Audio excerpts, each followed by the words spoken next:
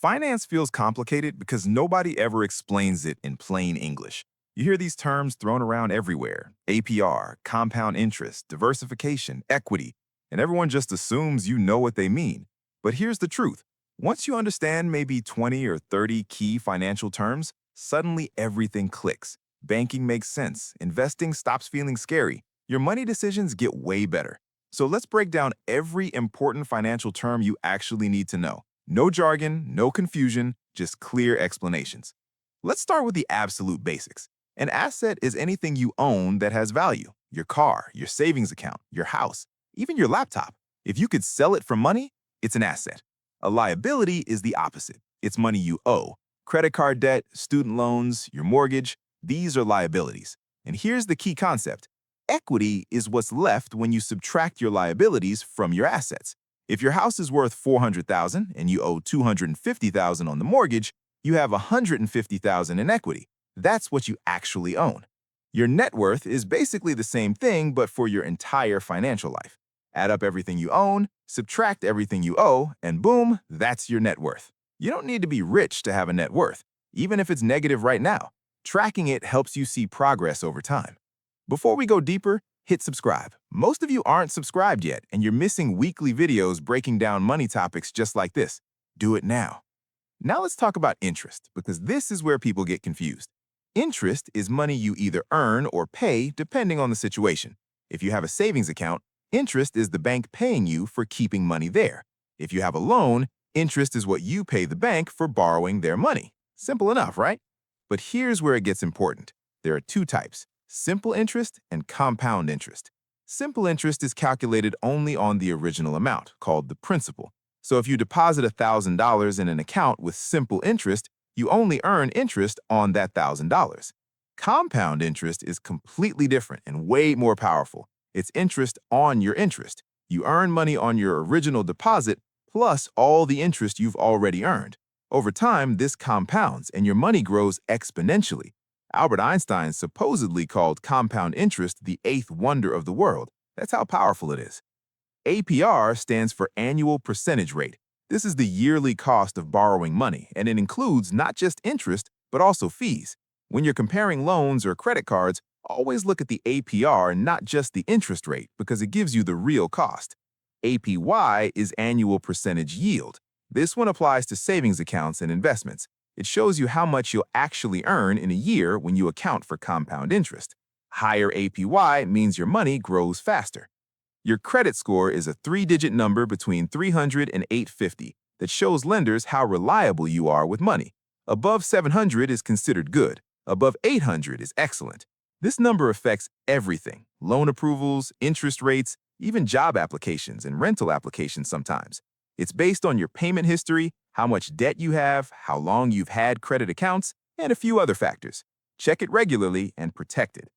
Liquidity is how quickly you can turn something into cash. Your checking account is super liquid. You can withdraw money instantly. Your house is not liquid. It takes months to sell. Emergency funds should always be liquid because you need access to that money fast.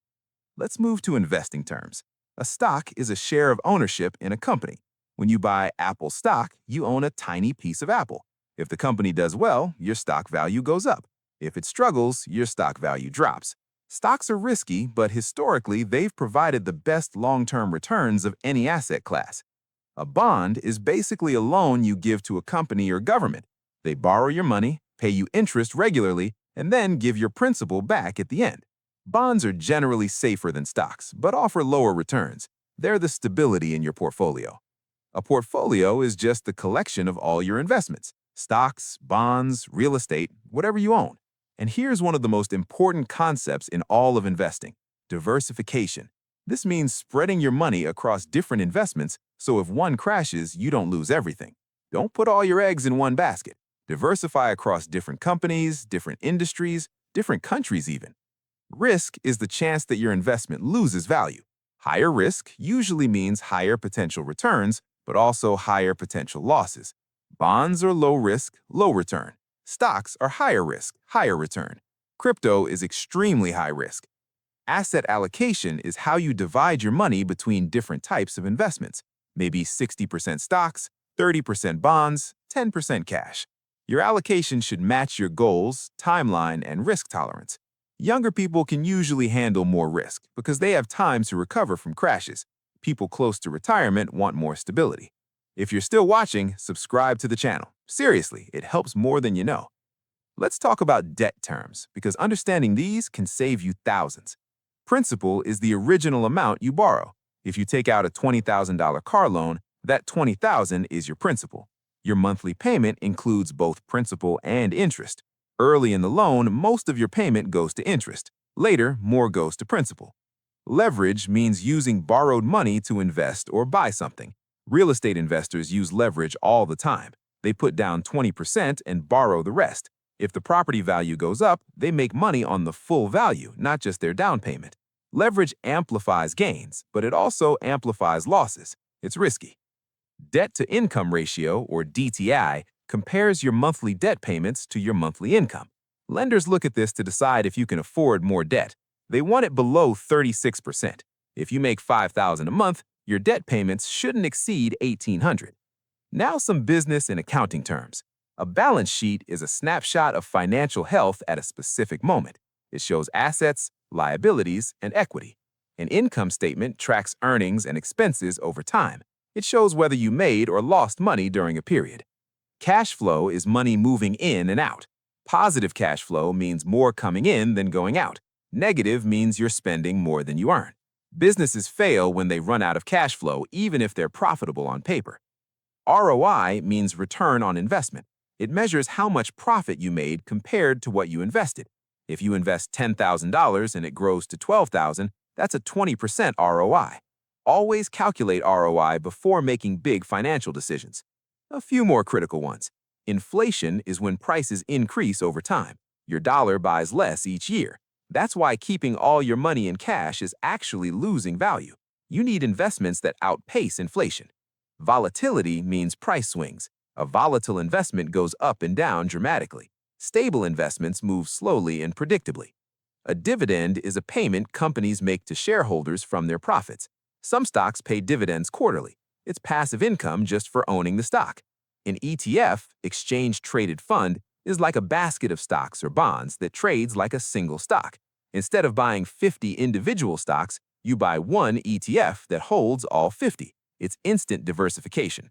A bull market means prices are rising and confidence is high. A bear market means prices are falling and fear dominates. Bull markets make you money. Bear markets test your patience. Here's the bottom line. You don't need a finance degree to manage money well. You just need to understand these core terms. Once you know what assets, liabilities, compound interest, diversification, and leverage mean, you can have intelligent conversations about money. You can read financial news and actually understand it. You can make decisions confidently instead of guessing. Start using these terms in real life. Check your net worth. Calculate your debt-to-income ratio. Look at your credit score.